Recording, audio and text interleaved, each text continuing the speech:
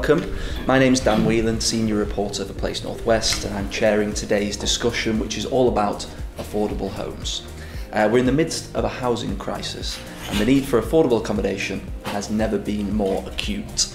Today we will discuss the barriers to delivery and hopefully talk about some possible solutions to unlock supply. One of the challenges we'll have going into the longer term is how we build zero carbon homes and how we shift the dial. We think modern methods of construction, so building part of the property in a factory is the answer. The solution will be partnerships. We think that's the route, the working with other housing associations.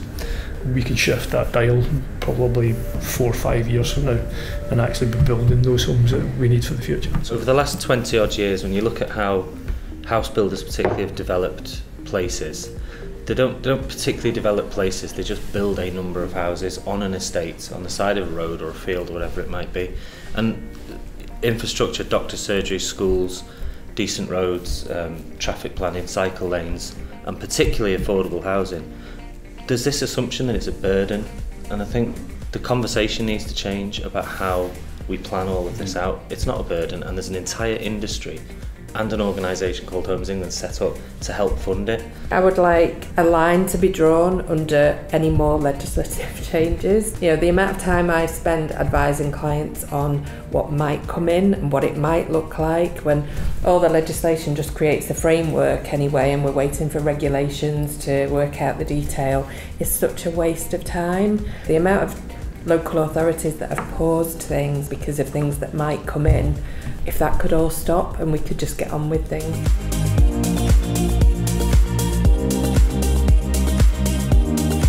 Obviously what Section 106, that process is able to do is consider the kind of nuance from one site to another. There's always going to be different challenges for each different site, whether that be in relation to, I don't know, contamination, build costs at that particular time, that, particular sites coming forward. Each of these things have a challenge in terms of viability. Where you have a more uniform kind of tax applied to that, I don't think that necessarily picks up on that nuance. I'm old enough to remember English partnerships. So, good old grant funding, gap funding, you've got a site, that's how much it's going to cost you to build it, that's how much it's worth, can we have the difference and get on with it. I get we have to have local authority support for everything, I get that, because otherwise we're building the wrong places and the wrong product, but it's all cyclical to a March submission, where we used to be able to just bid on a site. It was targeted, you knew as a developer you could go into an area, buy a site and develop it.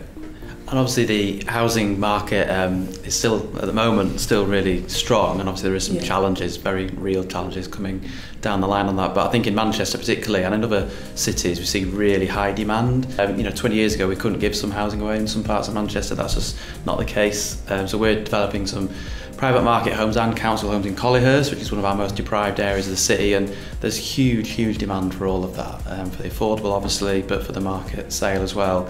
And if we had a bit more certainty on things like brownfield land, I think that would help to get the housing numbers that we need nationally. Yeah, I think as a council and a local authority we can work with partners and developers to do that, but we do need some support from national government.